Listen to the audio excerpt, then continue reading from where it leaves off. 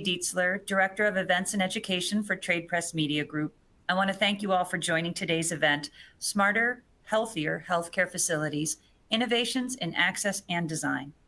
First of all, we want to make sure we thank our sponsors of today's webcast for making the whole event possible, Acuity Brands, Lighting, and Salto Systems. We deeply appreciate that support.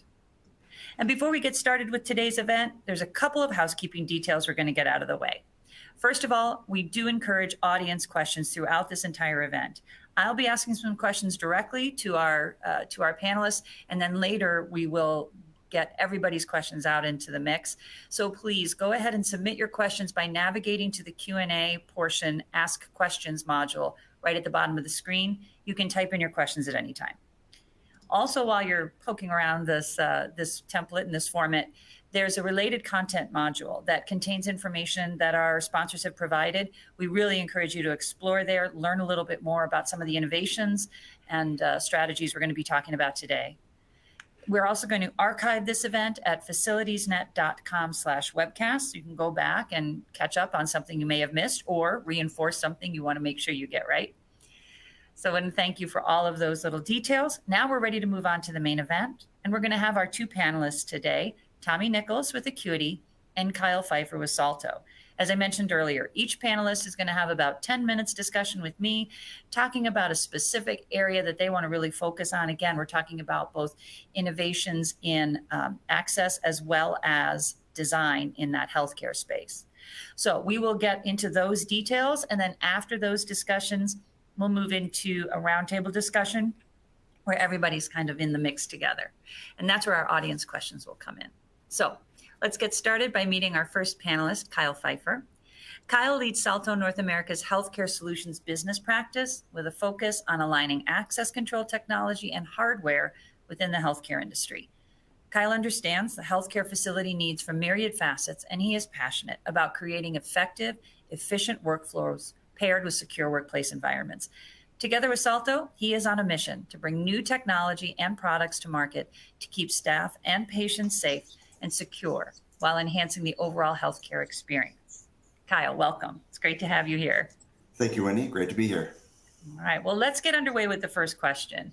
As we said, we're really talking about those innovations within the healthcare space. So let's talk about maybe some examples that you can share with us of healthcare facilities that are becoming more efficient and more effective with some of these emerging technologies.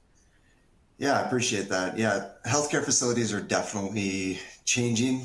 They're growing and they're getting smarter. And so they're doing that by utilizing new technology, ultimately to increase the data and the information that they received. So they're operating more efficiently. They're working smarter with these tools daily. These tools are going to help with treatments, pharmaceutical distribution, and in my world, make a facility more secure. So with these ultimately extensive centralized ecosystems, they're removing a lot of compartmentalizations that are keeping departments from communicating with each other. They're allowing for more integrations with systems that they're utilizing all the time. So they're working together instead of working apart.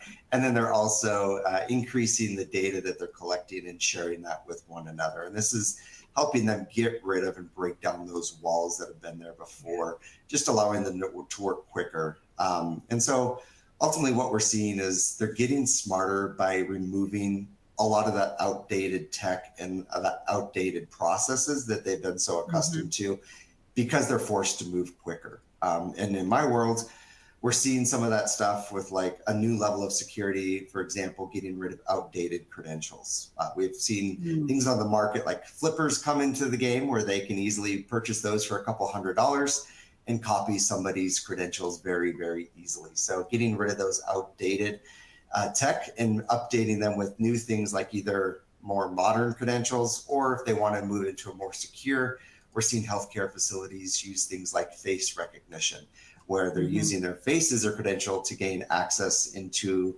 an area of a facility, or they're using mobile credentials. Again, these are just ways that they're increasing security. Mobile credentials, as we know, either have face recognition on them or codes, and somebody's not as likely to give them out. And you can't copy them like you could with a flipper with an outdated credential. So those are just one of the things. Another thing that I'm seeing to help them just become more smarter is visitor management. I walked into a hospital just last week, and I went up to the desk to get checked in, and there was 2 security officers there focusing all their attention to get me checked in, to make sure that I should be there. All the while, they were not aware of their surroundings and what was going on in that lobby. They were putting all their attention on me. And so what we're seeing is things like kiosks that are allowing for visitor management, a more automated check-in process, so that those security officers can remain focused and be aware on the entire environment and all their surroundings, and not more like a hotel check-in kind of a process. Another thing that I'm seeing is contact tracing, just that data of collection of the interactions within a facility. So who are patients interacting with, who are staff interacting with, and then having that information so that if somebody does become infected with the virus or become sick, they can quickly identify who they've been in contact with, notify those people, and get ahead of the process before it becomes too late. And so those are some of the things on how people and facilities are getting smarter within the healthcare facility, and how they're utilizing new tools to manage just ultimately their environments a lot easier and more effectively. Yeah, and I think we're going to drill down a little bit now into security, and I will fully confess, this is where I start to like wish I didn't ask the question, because when you start talking about the credentials that can be so easily overridden in those outdated formats, it really, kind of is alarming. As somebody who could be a patient, who could be a visitor, or who could be within that facility, from a staffing perspective. So let's dig into those security solutions. Let's talk specifically about what they do, how they function, and how they really help contribute to that healthier facility. Specifically for our patients, let's go there first.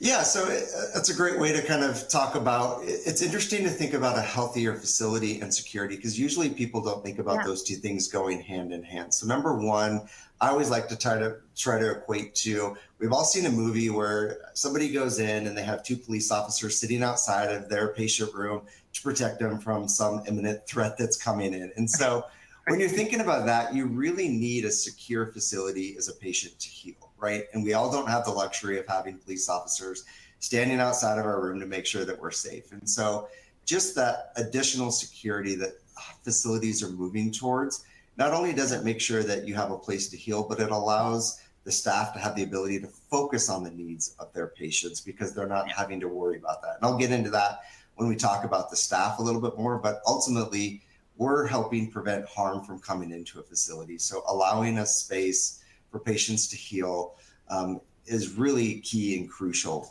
for all of our treatments, as we need that type of things. And so we're seeing harm that wants to come in. And so there's technology that's out there, and I'll get into that a little bit later, that really does help that. But we're seeing that as one. Another thing that we're seeing is also care is moving away from just one centralized large hospital. And I know we're going to talk about this with the other panelists, but there's things like clinics and care facilities and ambulatory centers that are more local and centralized to where you can go as a care. So a smaller place to receive treatment allows just for more security that's overran and overseen by a larger hospital, allows for that care as well. So on the patient side, it's really moving towards making just sure that the treatment that they receive allows them to heal. And the best way to do that is to have a secure facility. Yeah, when you start with that foundation, so much goes right from there. It's like a domino effect in a good way. Correct. Well, and you mentioned talking a little bit more specifically about staff. So let's ask that same question. The security solutions, what do they have to do with a healthier facility for the staff, an effective facility for the staff who are there? Yeah, we're definitely seeing an increase in workplace violence when it comes to healthcare facilities. And so we're seeing a lot of physical risks that they're experiencing, whether it's from coworkers or from patients or just from people coming in off of the street. And so we're trying to mitigate those types of risks and increase security, which allows for a healthier workplace for staff. I think we can all say that we want a healthy workplace. We want a secure workplace where we don't have to worry about those types of incidences that come our way. And that's all done through smarter technology. And so those are the things where utilizing data and tech that is not necessarily invasive. Like if you're using your face as a credential, that's not invasive in any way, shape, or form, because you're not having to pull things out, and it just allows you to get into a secure place quicker and easier without having to pull out a fob or a key badge or even utilize your cell phone. So there's that technology that's helping keep staff safe and allowing them ultimately to use that technology to prevent things as well. Things like emergency readiness and responsiveness are going to be huge when you're talking about, especially in healthcare, a safe working environment. Being able to lock down a facility with the push of a button, having technology that can monitor real-time threats and help with that prevention to prevent those attacks, that can cancel access, that can, detect if somebody has a gun or not, or allow for 24/7 management of security. So that's the type of technology that we're seeing increase within healthcare facilities. Kind of on a non-threat side as well, kind of more on the germ side of things. Also, when you're talking about a healthier facility, there's like a biocoat antimicrobial technology that we can layer door handles with and access badges with, so that it's a new layer of protection that can help minimize the spread of about 99% of microbes. So when you're talking about like the COVID virus that's going out, it helps reduce the spread of that by having this antimicrobial technology on your hardware, as well as just other areas of the facility as well. So those are other ways that you can eliminate threats to help create a healthier facility as well. Yeah. You were talking a little bit earlier about the real-time threats, what can be done at the touch of a button. Mm-hmm. What about the role of data there? Are you seeing any of your customers or any of the users of your technologies like looking into data to kind of look towards threat assessment, or maybe prepare in a different way for something that they haven't seen yet, but they might? Yeah, I mean, ultimately, when you're talking about utilizing data to eliminate threats, there's definitely going to be some key basically risks that you want to identify, whether it's a human or not. And so having that information be able to be accessed in your phone, mobile device, or have that when you're clocking in or checking in. So identifying an individual that shouldn't be in your facility and making sure that that image of that person goes out a lot quicker. Those are the types of technology that you can utilize to make sure, or if somebody has come in previously, they've caused disruption in a healthcare facility, making sure that you're aware of that person, or just being able to deny access to maybe a staff person that is leaving on bad terms. So sometimes it's not external, it can be internal threats, or if you need to have a secure place for you to go to, because sometimes workplace violence does happen between coworkers and they need to escape that person, being able to go into a secure facility that they don't have access to, because you can quickly deny them access, but you can yourself gain, being able to go into that secure facility, that secure area is very important as well. So those are some of the technologies that we're talking about and seeing as well. Yeah. Well, let's wrap up our part of the conversation with just that kind of looking a little bit more. Let's pull the cover back a little more on some of those technologies. What I am hearing here is that there is, this technology is staying one step ahead, looking ahead and really implementing based on, what's out there, what they're seeing, and what the data is telling us. What other technologies are emerging that you think are going to maybe change the industry or really impact healthcare? We did talk a little bit about the fact that we're not just talking about hospitals, we're not just talking about ERs. There's a number of different modals here that we can talk to and where technology is going to take them. Yeah, there's medical office buildings and ambulatory centers, clinics, laboratories. There's so many different areas. And a lot of that technology, some of it is also location GPS tracking. Some of the facilities are using those for their staff, and that is also acting as their credential to gain access. And that way they can, one, see where their staff is at all times. So if there is a threat, they know who's in that area and they can quickly get more support to that area, know the staff are there, again, who they're interacting with, which patients they're interacting with. All of that data is being utilized just for operational efficiency and for security, so that they can track that information, utilize that information. That all plays into AI, right? So as facilities are getting smarter, they're bringing in artificial intelligence that helps with operations, that helps with security, workflows, patient care. It's utilizing that data so that they can move more quickly. I mean, ultimately the goal in my mind is we're trying to create a safer and secure environment for people, who need care and for the people that are giving the care. And the best way to do that is data. You're only as good as the data you have, and security plays a huge role in helping you get more of that data quicker and also making your facility more secure at the same time.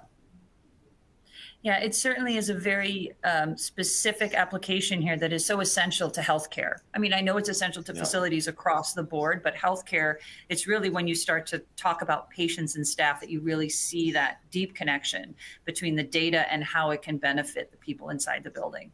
And the care that's received. Exactly. Yeah, absolutely. We want a good work environment for everybody and how professionals are interacting within those environments. Yeah, it does up that feeling of safety and security. And then, like we said earlier, everything builds on that. So, exactly. Thank you for that information, Kyle. We're going to see you again for our blended Q&A a little bit later in our final segment. But for now, our second segment features a conversation with our second panelist, and that's Tommy Nichols. Tommy Nichols, LC EDAC, is the Business Development Director for Healthcare under Acuity Brands Lighting. That's where he specializes in behavioral health, healthcare, and pathogen reduction solutions. Tommy has grown into his role as an 11-year professional in the lighting industry, serving on the IES Healthcare Facilities Lighting Committee. And his areas of expertise include behavioral health lighting, the needs of healthcare specialty spaces, pathogen reduction solutions to help people feel safer, and a dedication to developing those solutions to expedite patient healing. We know we put you, Tommy, in this order because I think we started to really scratch that surface earlier, get a little deeper into it, and now we're really ready. And Tommy earned his evidence-based design accreditation and certification through the Center for Health Design. And that's where we're going to start, Tommy. Let's get a working definition of evidence-based design and start that conversation. By definition, evidence-based design is making decisions around the built environment, around a healthcare space, using credible research to improve some kind of outcome. It might be for staff members, it might be for family members, it might be for the patients and residents themselves, but just simply looking at the data and history of what have been success stories and also challenges from previous projects when we are looking to construct, erect, renovate our existing or new construction healthcare facilities, that we're making decisions that make sense, that are actually going to achieve some kind of patient or staff member outcome. Okay. Well, and we started talking about it right there. Let's talk about why evidence-based design is especially important in this instance for those healthcare projects. Yes. Now, I will say too, while I focus on healthcare and I'm a lighting person by trade, evidence-based design is so much more than just lighting and so much more than just controls, and also transcends other verticals as well. This evidence-based design process is most studied and researched, and its initial intent was around healthcare environments. But any space that has some kind of occupied user, think education in schools, higher ed, even commercial office space, this process and this strategy is translatable for other verticals. The whole essence of this evidence-based design strategy is when we're working with healthcare networks, we are working with clients who say, I am building this new construction hospital, this new ambulatory care center. I have learned from my previous facilities that I have some kind of challenge. I want to reduce patient falls. I want to minimize hospital-acquired infections. There's so many examples that I want to make sure that those challenges are fixed and addressed on my new project. So when you're starting off this evidence-based design process, you get this core team together. So this interdisciplinary team, and you say, all right, that's the problems we're going to solve. Here's our proposed hypotheses. We're going to put together a business case, make sure we can pay for it, and you involve everyone. And you look at the research that exists so that you're not wasting time spinning wheels, and you're trying your best to make some kind of improvement around an experience for a user of that space. And it sounds like when you're talking about research, I'm kind of hearing echoes of what Kyle and I were talking about earlier, is just looking at the data. What does it tell you? You know, so it's coming in through that research door, and it really helps. It's really interesting to think about that from a what do we want to solve for kind of approach. It's very interesting. Well, And you're not. so no, you're here. Tell me. I was going to say, a lot of folks, listen, we all look at the gatekeeper of Google to help solve all of our problems, right? And of course, Right. AI now. But you don't have to look that far. You don't have to work that hard to find what our colleagues, what other folks have seen in both success and failure. Mm-hmm. Kind of the sponsoring organization for this evidence-based design process is this group. It's this company called the Center for Health Design. And they're not new. They actually got started back in 1993. But back in 2014, they launched what's called their knowledge repository. So you can make a login and you have plenty of free access to many studies that exist from our colleagues throughout the world. Wow. And you can actually filter through that knowledge repository and say, hey, I want to hone in on strategies that others have used to reduce patient falls in this example. Okay. And you can filter through the data to make sure it's relevant for your project, both demographically, geographically, and see what other folks have worked on. Oh, that's really interesting. And that's a great resource. So once again, Center for Health Design, I bet we can Google that right away. You sure can. You know, in our audience, that's probably jotting that down right now. Our audience primarily today is in that facilities management role. So let's talk about what or where FM's responsibility and involvement on evidence-based design projects kind of starts and ends, and where do you see them kind of intersecting with that part of the process? From the beginning, most fundamentally from the beginning, especially, not limited to, but especially when facilities folks, right? You are the front line of understanding and creating and also making sure everything works in healthcare facilities. So you might sit here and hear word of mouth from patients, residents, caregiving staff like surgeons and doctors saying, in my example, the lighting is not adequate for our patient rooms. We don't feel comfortable in this space.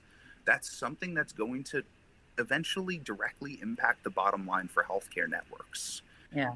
If going back a little bit to the history, right? And for those of us in the United States, back in the early 2010s, the Affordable Care Act started driving some very unique behaviors around treatment and billing around healthcare services. Yes, it did. I would say one of them, and essentially 20 million Americans got access to insurance overnight. Just because you had access to insurance didn't mean you had convenient access to healthcare, which kind of launched the rise of these outpatient facilities like urgent cares and medical office buildings. So healthcare is much more than just a hospital. But when you look at the care model and the way that billing changed with reference to reimbursement from things like Medicaid and Medicare, hospitals started to get penalized when they had too many readmissions, when they had challenges with infection control, patient falls, and also the patient experience. So patients are sent out experience surveys after their healthcare visits that tend to hone in on, hey, what was your communication with your healthcare provider? Would you recommend this facility to a friend, a colleague? And that patient experience score that might be in the form of HCAT surveys is very important. That's how networks get money back, partially how money translates back to healthcare networks from insurance bodies. So if facilities folks are hearing that or seeing that, hey, our environment is not the most prescribed for a positive healing space, they might very well get involved or even launch this project that might include C-suite individuals, nurses, doctors, architects, and designers, and be a core of that interdisciplinary team who understands the inner workings of a healthcare facility. They can be the front line of defense. Yeah. It sounds like their voice is important from the beginning.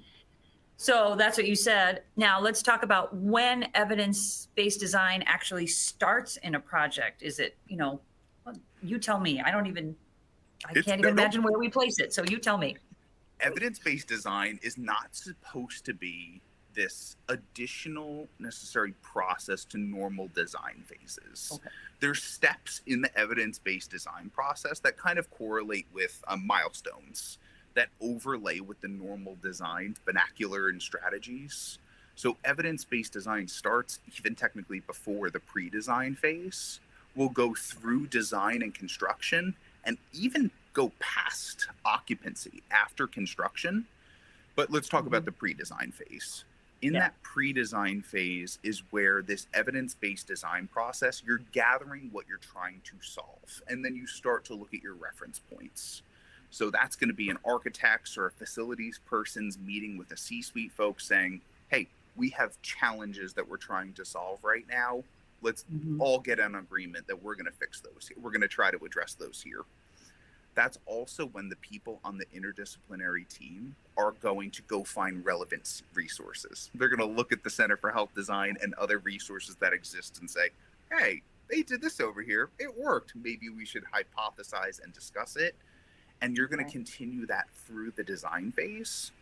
But when you start to get to procurement time, that's one of the most paramount and necessary reasons why the interdisciplinary team is so key. It's to mitigate VE.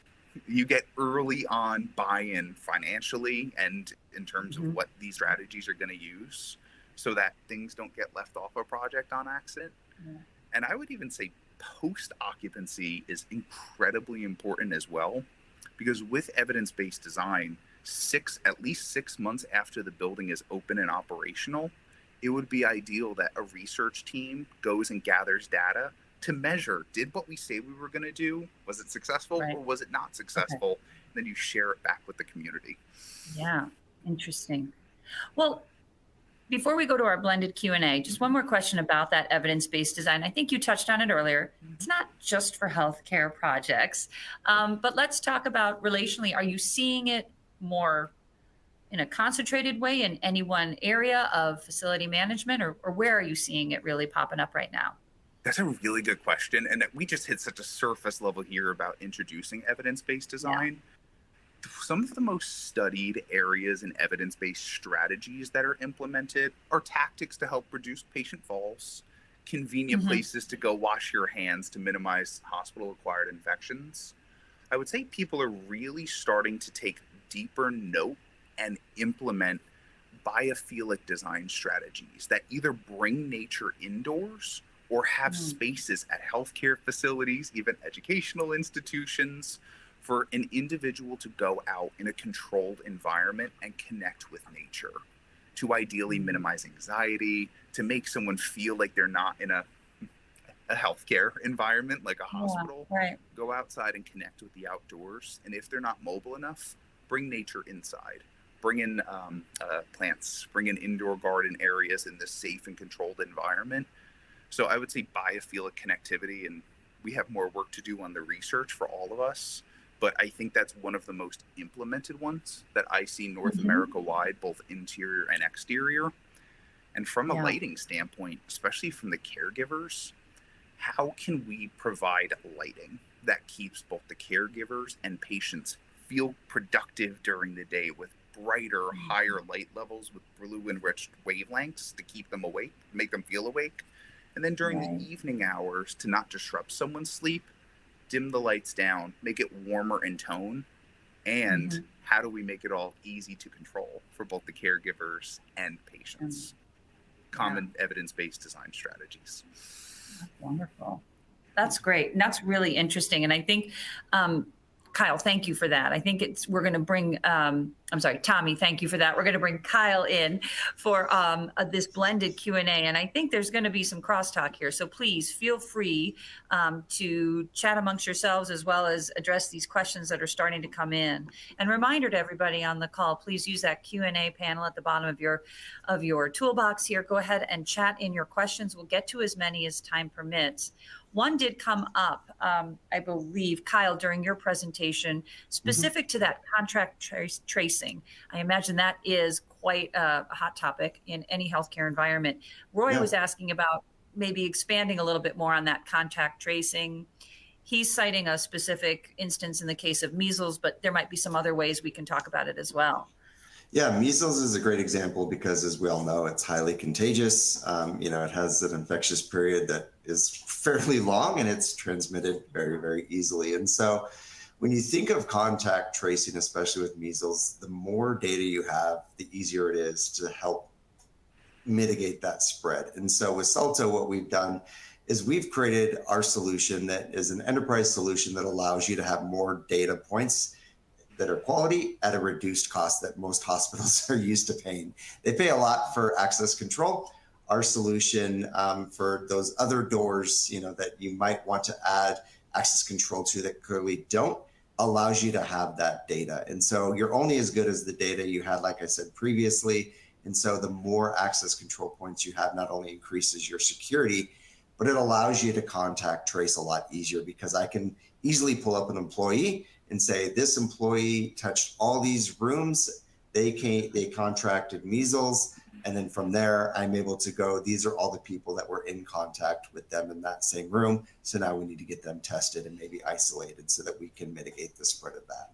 That's contact tracing working at its best. It worked very well during COVID as well. And again, the more access control points you have at a solution that you can afford, that's really where you're going to start to be able to help with that spread. Okay. Great question. Again, the role of data. Yeah. Yes, thank you, Roy, for that. And again, keep them coming. We've got a few more minutes together. Got that. Okay. We're going to talk a little bit more about, I think, Tommy, you were talking a little bit about some changes well, not changes, but just how the Affordable Care Act kind of created a wave of changes within the healthcare industry. How about regionally in the construction side of things? What kind of regional construction trends are you seeing, especially in that evidence-based kind of strategy? That's a really good question. I would say back and still continuing in the upcoming years, when you look at some of the most densely populated cities, especially, but not limited to them, throughout North America, the rise of ambulatory care facilities, which most of us are in healthcare, we're familiar with that term, but if you're not, it just means type of healthcare spaces where you don't stay overnight.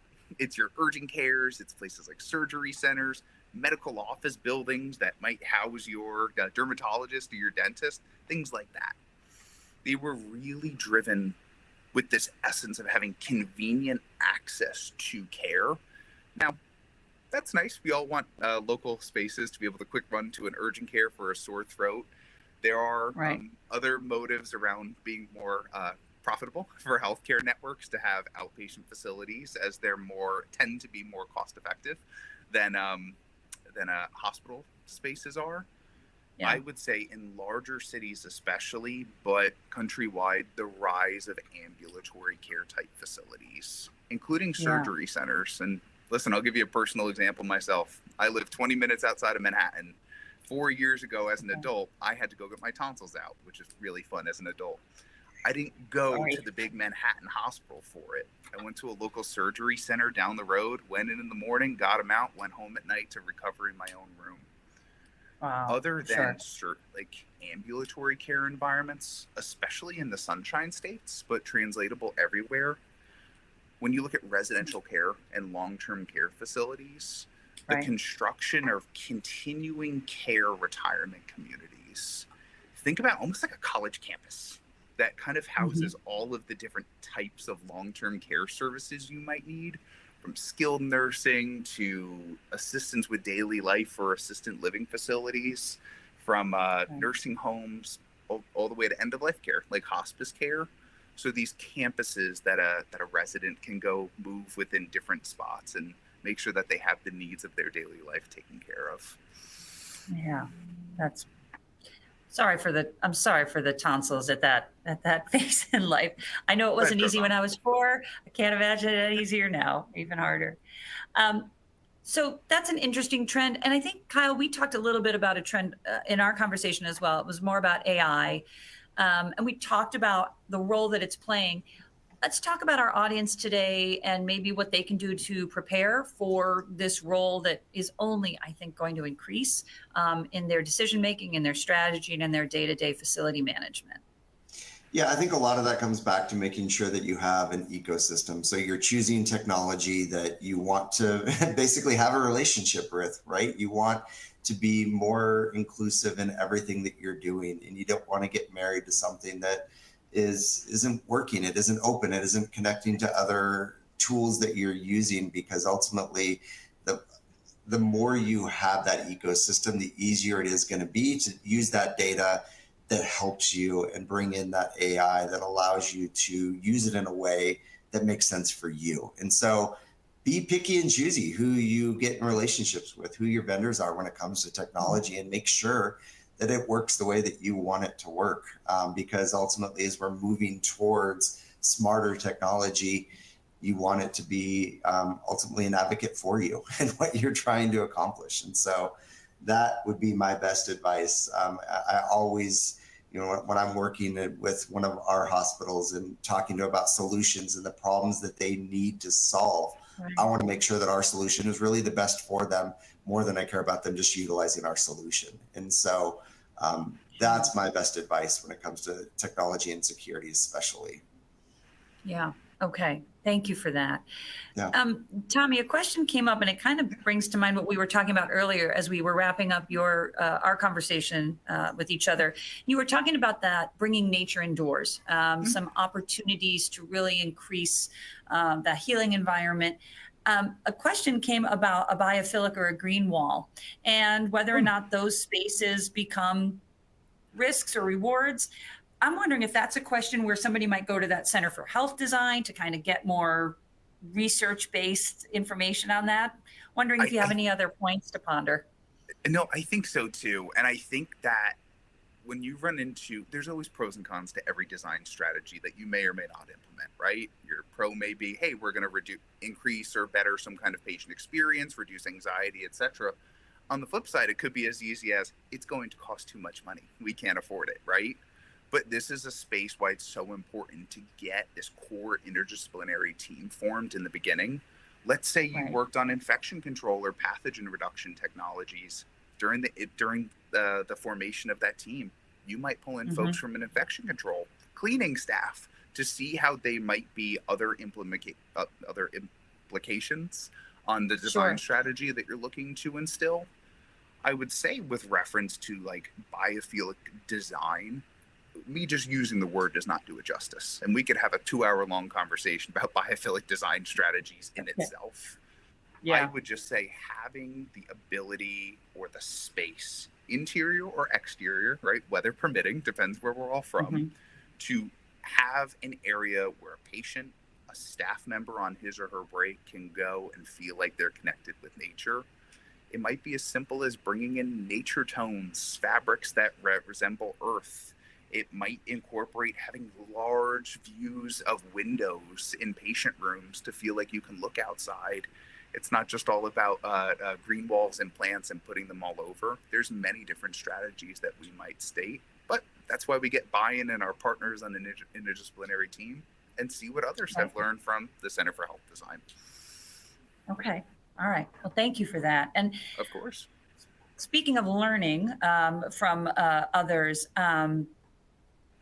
I'm going to ask Kyle a question that came in from Melanie about building hardware, and does it sync with camera software, and how do all these parts kind of come together and communicate? Now, I know it's a big question and maybe we don't have time for like all of the nuts and bolts, but let's talk a little bit about that integration piece of it all.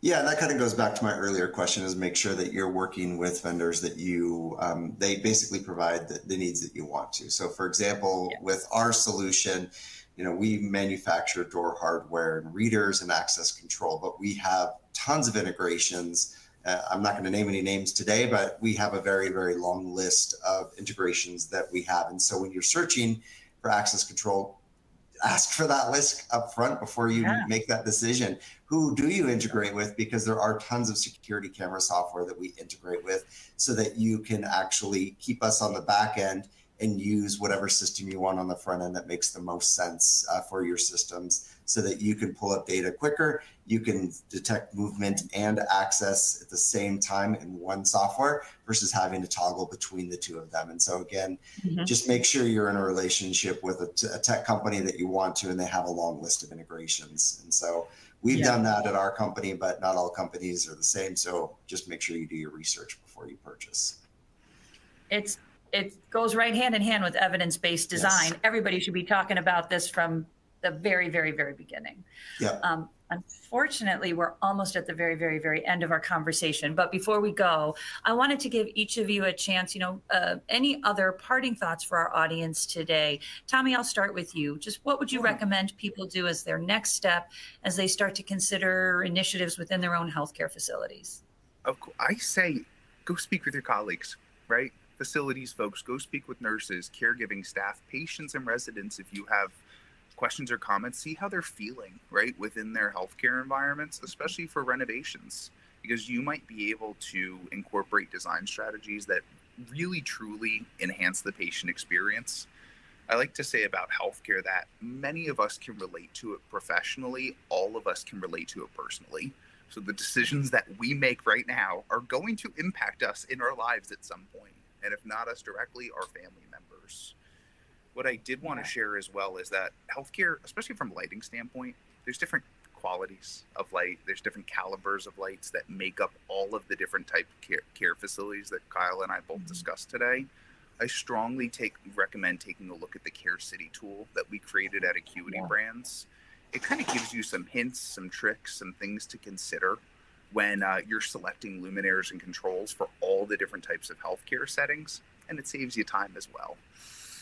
Yeah. Okay. That's very helpful. And thank you for that.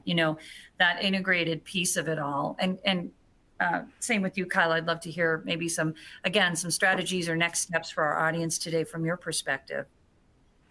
Yeah, so definitely next steps and what to think about for the future is, number one, create a workspace that is safe and secure for your staff, because I think we all value the people that are providing care and treatment for us, whether we're patients or not, or it's loved ones that we care about. And so making sure that, those workspaces are great for them and they're secure, and don't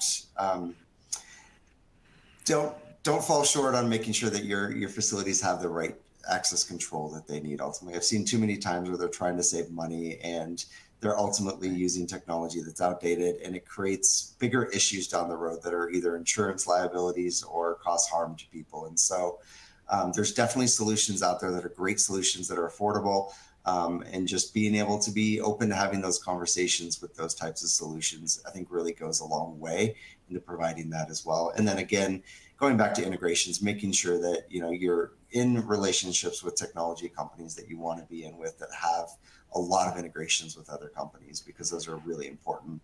And then I always say you're only as good as the data that you have. So make sure that you get that data that you want, so that you can utilize it in a way that's effective for you and that works for you and your communities out there as well. That's great. We're going to leave it here, but before we completely go away, I just want to remind everybody that you can explore the content module on this page for more information from both of our sponsors today.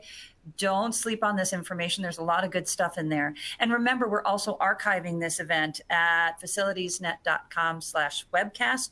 You can go back, replay, reinforce, share with your colleagues. There is some really great information here to get everybody kind of on the same page. Might as well start today. And I want to thank our sponsors of today's webcast, Acuity Brands Lighting and Salto Systems. Your support made it all possible. And our speakers, our panelists today, Tommy Nichols with Acuity, Kyle Pfeiffer with Salto. Thank you so much for your insights, your time, and your conversation. It has been a pleasure having you here. Thank you, Wendy. Appreciate it. Thank you, everybody. With that, I will conclude today's webcast. Have a great day, everyone.